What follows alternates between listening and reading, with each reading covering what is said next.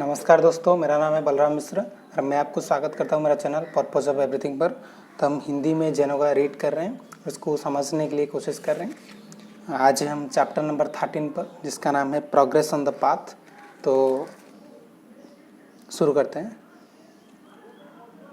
On this path endeavour is never a waste, nor can it ever be repressed, even a very little of its practice protects one from great danger.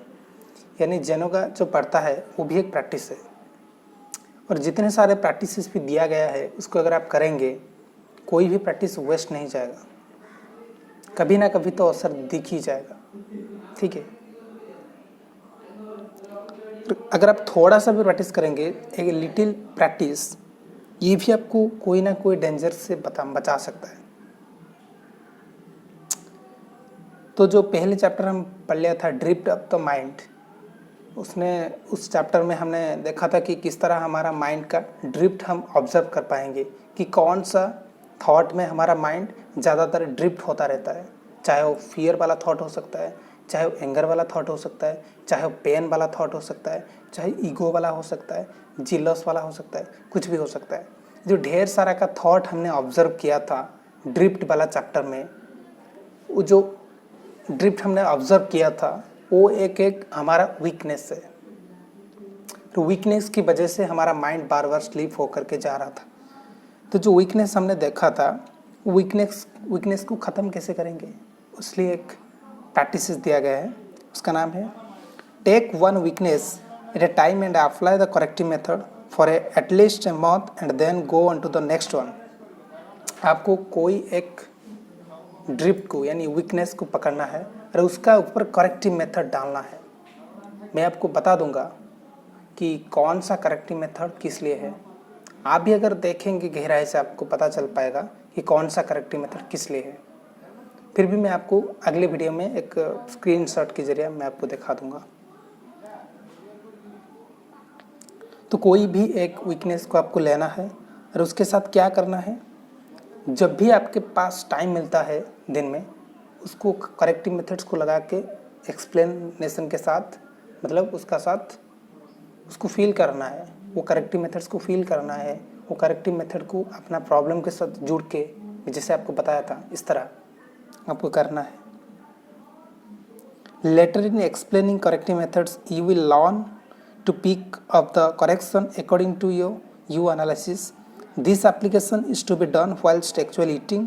The result is almost miraculous. जब आप खाते हैं इस समय अगर आप ये corrective methods को अप्लाई करेंगे तो ये एकदम मिराकुलस की तरह काम करता है।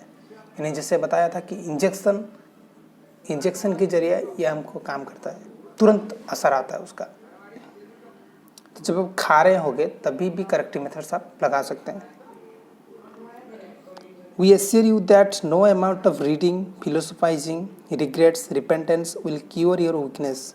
Even renunciation and a torture of the flesh is only misdirected effort.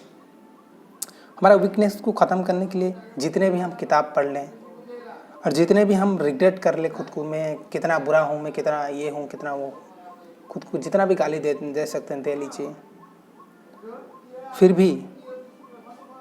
और जितने भी आप जो रिन्यूंसिएशन है ना, जिसको संन्यास कहते हैं, यानी खुद को टर्चर देना, खुद को पेन में रखना, ये भी जितना भी है ना, ये करना है तो कर लीजिए, लेकिन इसमें कोई फल नहीं आने वाला, क्योंकि ये रॉन्ग प्रैक्टिसेस है।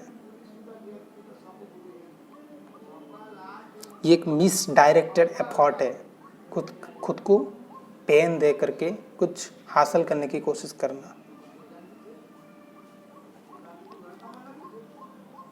For unless we make use of proper chemical and technical methods, nothing can help you. Your first duty is to correct this inside world of cells.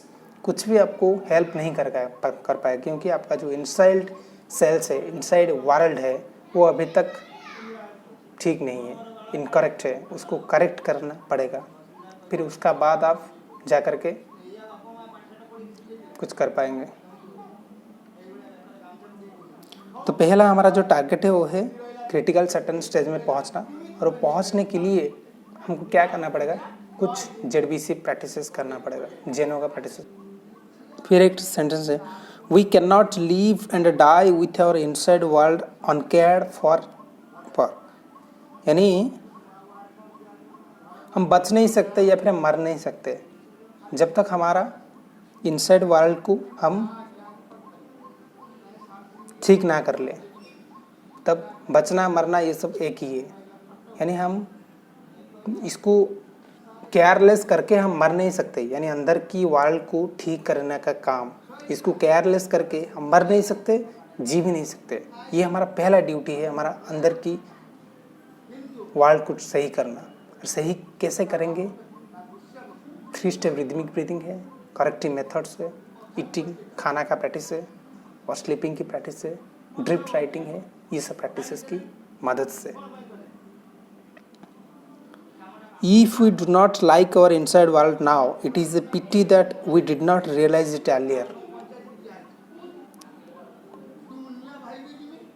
Live your life so well, not your life be so exemplary that God Himself should come down to you and ask, "What can I do for you?" Let us live well without any guilt complex, and let us make use of our free will in a daily routine so well that God or nature may feel justified in giving us permission to use our free will in all matters big or small. ऐसा कुछ हम करेंगे जैसे कि भगवान खुद आकर के हमारा साथ हमारे सामने खड़े हो जाएंगे और बताने लग जाएंगे कि मैं आपके लिए क्या कर सकता हूँ, what can I do for you, मैं आपके लिए क्या कर सकता हूँ। तो इसलिए हमको एलिजिबल होना पड़ेगा।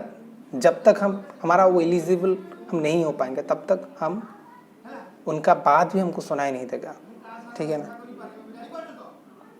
तो आज के लिए इतना ही, बाकी हम अगले वीडियो में कंप्लीट करेंगे उसका चैप्टर नंबर 14 जिसका नाम है विल फोर्स। तो thank you for watching this video. हम अगले वीडियो में फिर जेनो का पढ़ेंगे। Thank you.